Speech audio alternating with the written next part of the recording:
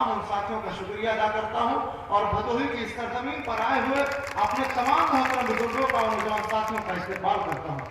क्योंकि शुरुआत उनने की थी, अपनी बातें हमने कही थी। शुरू में जब 11 बजे प्रोग्राम शुरू हुआ तो हमने आवाज दिया था कि भदोही के लोगों अगर होटल में बैठे हो, घरों में बैठे हो तो उन घरों को छोड़कर आके इन कुर्सियों को भर दो, क्योंकि हमें यकीन है कि 1 घंटे के बाद तुम आओगे, यहाँ 1 घंटे में आओगे लेकिन कुर्सियां नहीं पाओगे, और कुर्सियां तो बहुत दूर की बात है।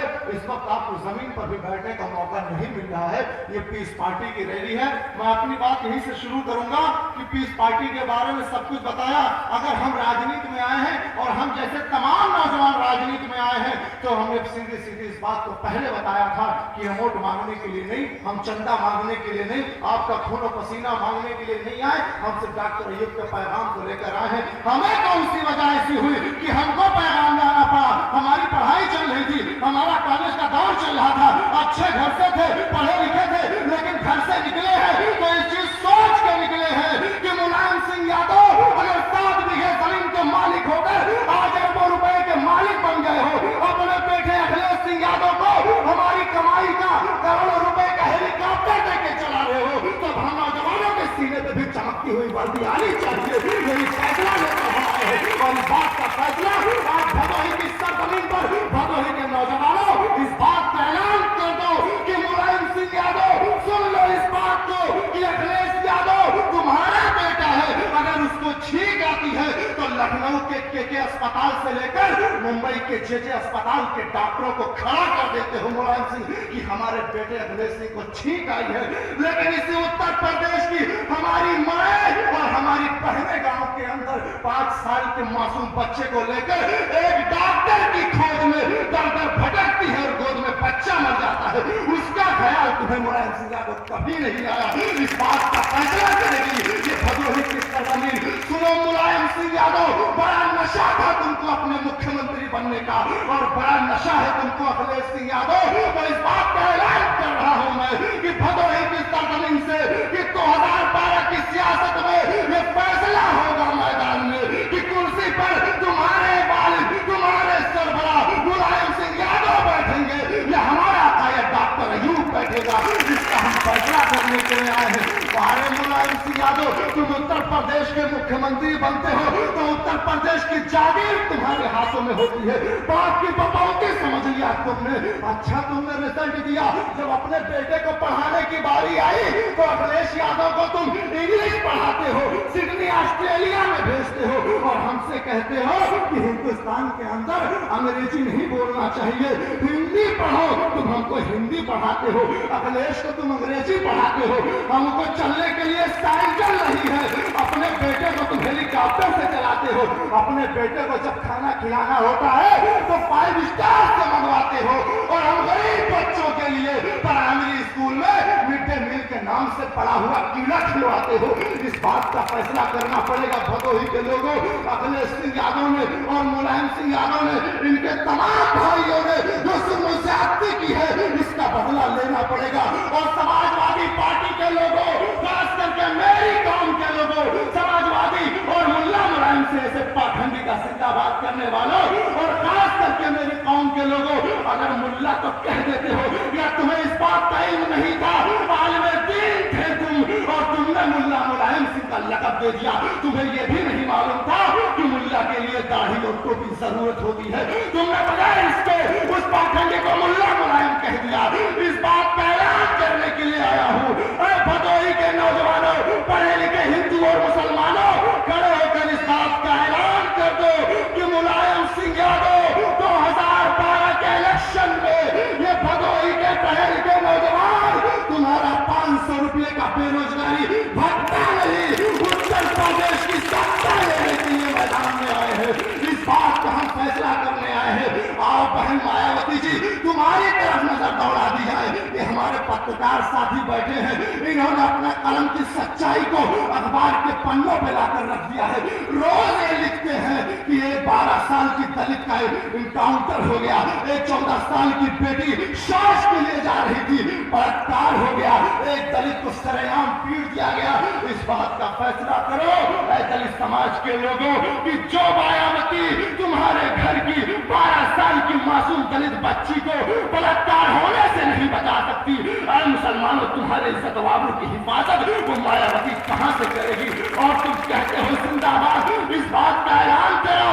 बहुजन समाज पार्टी के जिंदाबाद करने वाले मेरे भाइयों, हमें तुमसे कोई दुश्मनी नहीं है। हम ना आजम खां को बुरा कहने आए हैं, ना हम नसीमुद्दीन सिद्दीकी को बुरा कहने आए हैं। हम अल्लाह से दुआ करने आए हैं कि अल्लाह ये भी मेरे भाई है, आजम खान नसीमुद्दीन को भी तौफीक दे दे कि अपने कुर्सी के साथ इनको हमारी कौम की भी फिक्र जाग उठे। हम तुम्हें गाली देने के लिए इस मंच पर नहीं आए।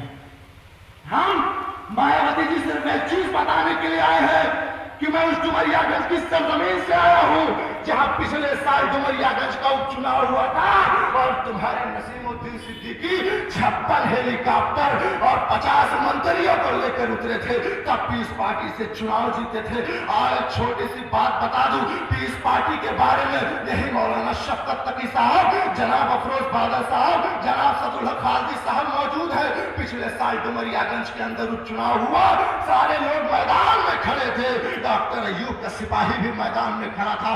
रिजल्ट का दौर आना शुरू हुआ और सारे तरफ इस बात का ऐलान हो गया कि अब की सपा बसपा कांग्रेस के मुसलमान नहीं, डॉक्टर अयूब का सिपाही एक ब्राह्मण का बेटा सैजानंद पांडे विधायक बनेगा। एआईओ की रिपोर्ट मायावती के पास गई, हड़कंप मच गया उत्तर प्रदेश के अंदर, पागलों की तरह दौड़ रहा था नसीमुद्दीन सिद्दीकी। बुलवाया मुझको बंद कमरे के अंदर, अगर बहुजन समाज पार्टी के लोगों बैठे हो तो अपने आका को इस बात को मोबाइल से सुना देना।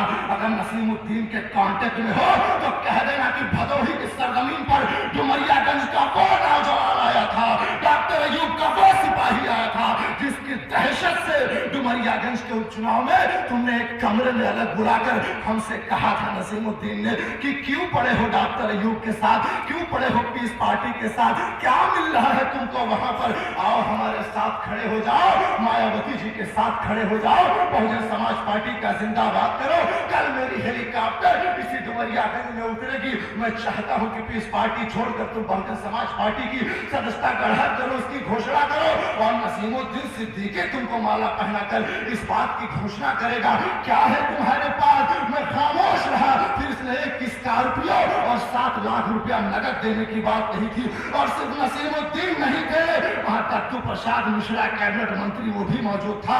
सुना दो बहुजन समाज पार्टी के लोगों को, उन्होंने मुझसे पेशकश की तो मैंने कह दिया कि मुझे तो नहीं मालूम नसीमुद्दीन साहब कि मेरी क्या हैसियत है या पीस पार्टी सरकार बनाएगी कि नहीं, डॉक्टर अयूब बना पाएंगे कि नहीं। लेकिन आज पीस पार्टी का जिंदाबाद करते करते इस बात पर फख्र महसूस कर रहा हूं कि अगर बहुजन समाज पार्टी के इतने बड़े लीडर नसीमुद्दीन सिद्दीकी को आज पीस पार्टी के सबसे छोटे कार्यकर्ता, सबसे छोटे सिपाही रियाज से ये दहशत है तो हमारे पास डॉक्टर अयूब से कितनी दहशत होगी तुमको, मायावती को कितनी दहशत होगी डॉक्टर अयूब से। और हमारा सीना चौड़ा हुआ और ये कहकर निकला था कि गुलाम कौम से नहीं, ये रियाज हुक्मरान कौम से ताल्लुक रखता है, गुलामी तुमको मजबूर हो। हम गाजियाबाद के अंदर रैली कर रहे थे, जनाब अफरोज बादल साहब भी थे।